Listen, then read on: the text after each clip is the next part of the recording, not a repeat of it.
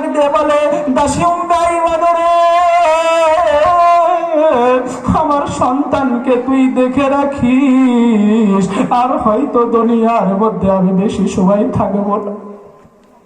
যেই জ্বর আসার পরে আমার আব্দুল্লাহকে মদিনায় থেকে মক্কায় যেতে দিল না, এই জ্বর আমাকেও ধরেছে, মনে হয় আমি আর মক্কায় যেতে পারবো না। আমার দয়াল নবী আমার ছোট্ট সন্তান বড় এতিম বুঝি হয়ে যায় রে। আমার সন্তানকে দেখে দেখে রেখো, আমার সন্তানকে তোমরা দেখে দেখে রাখো। আমি না বারবার সন্তানের এগালে একবার চুমা খাই, আবার ও গালে একবার চোমা খাই, ঠোঁটের সাথে ঠোঁট লাগাই, বুকের সাথে মাথাটা লইয়া আমি না জোর জোর করে দু চোখের পানি ছেড়ে ছেড়ে কান্না করে। আমার আল্লাহ আসমান থেকে ডাক দিয়ে কই, জিবরাইল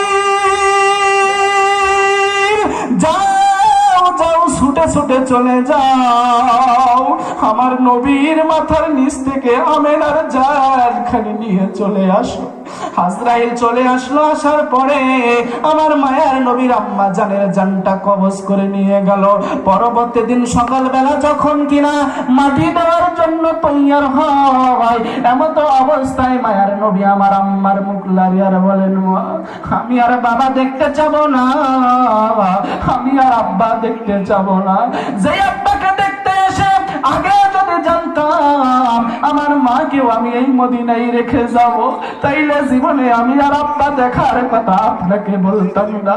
মা আপনি একবার উঠুন, একবার মুহাম্মদ বলে ডাক দেন। নবী আমার জানে না আম্মা আর দুনিয়ার মধ্যে নাই। নবী আমার চোখের পানি ফেলে আর মা মা বলে কাঁদে, বলে না ইয়া রাসূলুল্লাহ, ইয়া হাবিবাল্লাহ, ইয়া রাসূলুল্লাহ, পাই যদি নবী গো আপনারি দিদার, মওতের যন্ত্রণা থাকিবে না আমার। জোরে বলেন মারহাবা, আর জোরে বলেন মারহাবা। পাই যদি নবী গো আপনারি দিদার, মওতের যন্ত্রণা থাকিবে না আমার, দয়া যে করিয়া দিবেন গো দিদার, মায়া যে করিয়া দিবেন গো দিদার, ইয়া রাসূলুল্লাহ, জোরে ইয়া রাসূলুল্লাহ, ইয়া হাবিবাল্লাহ। মুনকার নাকির আসিয়া সওয়াল করবেন বাসাইয়া,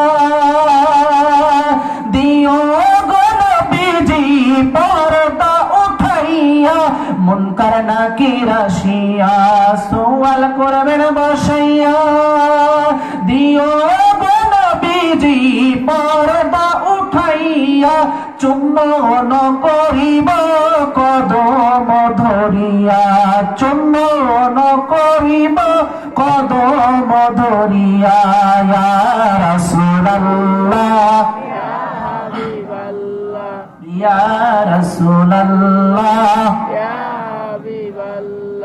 আমারি মওতের নিদান কালে থাকিও নবীজি আমারি শিওরে, আমারি মওতের নিদান কালে থাকিও নবীজি আমারি শিওরে, দেখিব আপনাকে আপন নজরে, দেখিব আপনাকে মায়ারি নজরে, ইয়া রাসূলুল্লাহ, ইয়া রাসূলুল্লাহ, জোরে বলুন না মারহাবা, আর জোরে বলুন মারহাবা।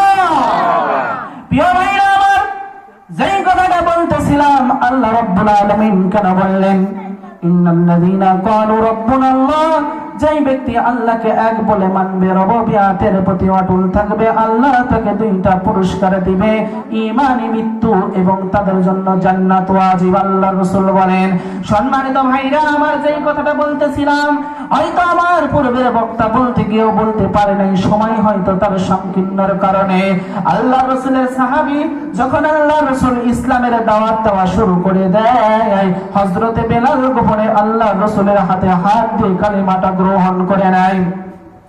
আল্লাহ রাসূল ডাক দিয়ে বলেন, বেলাল রে, বর্তমান সময়ের পরিস্থিতি যেই রকম খারাপ দেখা যায়, খবরদার তুমি কিন্তু প্রকাশ করো না, তুমি আমার প্রতি ঈমান এনেছো, আল্লাহকে এক বলে মেনে নিয়েছো।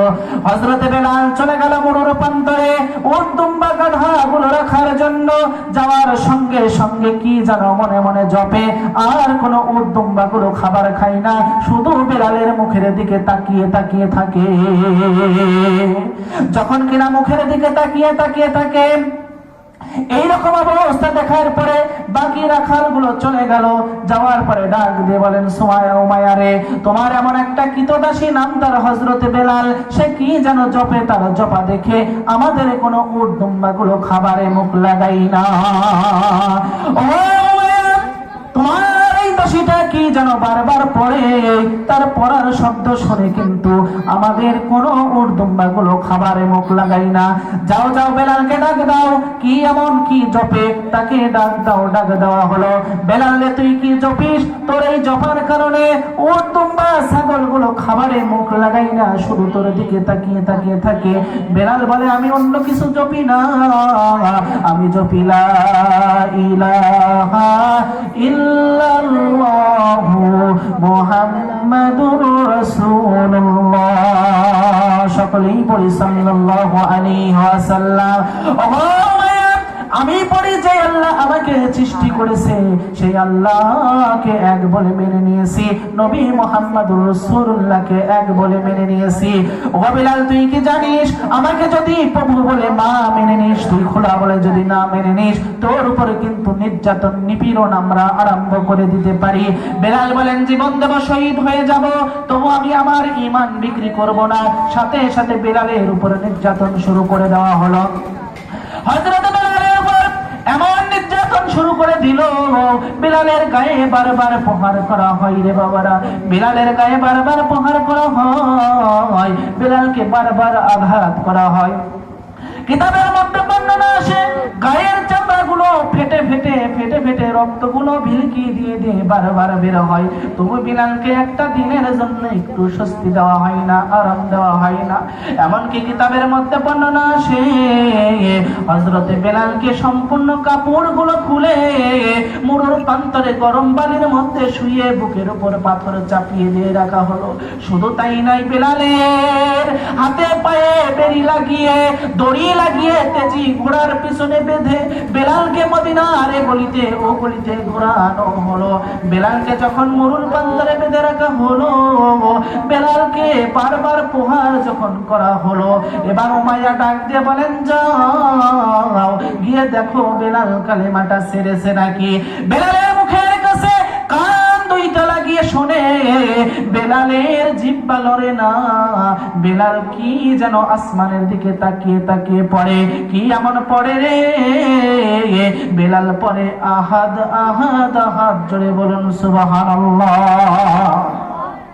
সঙ্গে সঙ্গে বেলালের মুখ থেকে জিহ্বাটা টান দিয়ে বের করা হলো, বেলালের জিহ্বার মধ্যে পেরেক মেরে দেওয়া হলো রে ভাই। বেলালের যখন জিহ্বার মধ্যে পেরেক মেরে দেওয়া হলো, বেলাল নড়তে পারে না, চড়তে পারে না, জিহ্বা দিয়ে এবার কথা বলতে পারে না। আসমানের দিকে তাকিয়ে বলেন, আল্লাহ, তোমাকে যেহেতু রব বলে, খোদা বলে, প্রভু বলে মেনে নিয়েছি, আমার জীবন চলে যাই যায়, তবু আমি ঈমান ছাড়ব না। হঠাৎ করে রাস্তা দিয়ে হযরতে আবু বকর সিদ্দিক সিদ্দিক রাদিয়াল্লাহু তাআলা আনহু হেঁটে যায়। যাওয়ার সময় দেখতে পায় বেলালের উপর কি রকম নির্যাতন শুরু হয়ে যায়। আল্লাহ রাসূলের কাছে দৌড়াতে দৌড়াতে গিয়ে ডাকতে পারে, নবীজি আপনার সাহাবী বেলালের উপর এত নির্যাতন শুরু করে দেওয়া হয়, আমি আবু বকরের আর সহ্য হয় না গো মায়ার নবীজি, আপনি যদি অনুমতি দেন কিছু অর্থ দিয়ে আমি বেলালকে ক্রয় করে নিয়ে আসতে চাই। আল্লাহ রাসূল অনুমতি দিলেন, সাথে সাথে তিনি চলে গেলেন। যাওয়ার পরে উমায়াকে ডাক দিয়ে বলেন, উমায়া রে, তোমার বেলালকে তুমি আজাদ করে দাও, বিনিময়ে আমি আবু বকর কিছু তোমাকে অর্থ দেব। উমায়া ডাক দিয়ে বলে, না, আমি যদি আমার বেলালকে খরিদ করে দেই তাহলে মানুষ আমার বিপক্ষে চলে যাবে, মনে মনে ভাববে আমি টাকার বিনিময়ে আমাকে খোদা বলে মানে নাই, তারপরেও তাকে বিক্রি করে দিয়েছি। আবু বকর ডাক দিয়ে বলেন, ওগো উমাইয়া, এমনিও বিলাল মারা যাবে, এমনিও সে শহীদ হয়ে যাবে, তবু তোমাকে যদি আল্লাহ বলে না মানে ঈমান যদি না ছাড়ে। দুনিয়ার লোকজন ডাক দিয়ে বলে, উমাইয়াকে বিলাল আল্লাহ বলে খোদা বলে মানে নাই, সে ব্যক্তি দেখিয়ে দিয়েছে তার কাছে তার জীবনের থেকে ঈমানের দামটা বেশি। সঙ্গে সঙ্গে উমাইয়ার কাছ থেকে অনেক অর্থ দিয়ে আবু বকর বিলালকে ক্রয় করলেন, খরিদ করলেন। খরিদ করার পরে আল্লাহ রাসূলের কাছে নিয়ে গিয়ে যখন বেলালকে সামনে নিয়ে যাওয়া হলো, আল্লাহ রাসূল বেলালের মুখের দিকে তাকিয়ে দু চোখের পানি ফেলে আর বলে, বেলাল, বেলাল রে, এত নির্যাতন করেছে, তুই কি ঈমানটা ছেড়ে দিতে পারিস? বেলাল কাঁদে আর বলে, নবীজি আমার জীবন চলে যায়, যদি চলে যায়, আপনাকে নবী বলে মেনেছি, আমার আল্লাহকে আল্লাহ বলে মেনেছি, আমার জীবন যায় তবু আমি আমার ঈমান বিক্রি করব না গো নবী। আল্লাহর নবী ডাক দিয়ে বলেন, ওগো আমার সাহাবীরা, বিলালের এই কথায় আমি এত খুশি হয়ে গিয়েছি, আজ থেকে আমার বিলাল আমার পাশে থাকবে, আমার বিলালকে আমার পাশে আমি ঠাই দিলাম।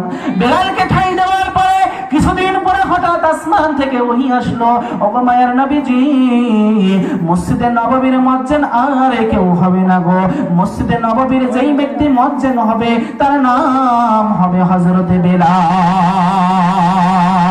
মদিনা মদিনা আশিক ও মুমিনের ঠিকানা, বলুন মদিনা মদিনা আশিক ও মুমিনের ঠিকানা। আহা দিদার চেয়ে কাঁদো তোমরা, দিদার চেয়ে কাঁদো তোমরা, হও না নবীর দেওয়ানা। মদিনা মদিনা আশিক ও মুমিনের ঠিকানা, বলুন মদিনা মদিনা। হাই হাই কালো হাবশি বেলালে ভালোবাসলো নবীকে, কালো হাবশি বেলালে ভালোবাসলো নবীকে, ইসলামেরও প্রথম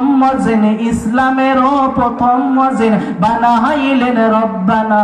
মদিনা মদিনা আশিক ও মুমিনের ঠিকানা, বলুন মদিনা মদিনা। বন্ধুরা আমার ভাইজানেরা, বেলালের যখন আল্লাহ রাসূল বললেন আজ থেকে মদিনার মসজিদে নববীর মুয়াজ্জিন আর কেউ হবে না, হযরতে বেলাল হয়ে গেল। আল্লাহ রাসূল নিযুক্ত করে দিলেন। কিছুদিন পরে আপনার একটা ঘটনা মনে পড়ে যায়। আল্লাহ রাসূল বেলালকে এত ভালোবাসতেন, আল্লাহ রাসূল সাল্লাল্লাহু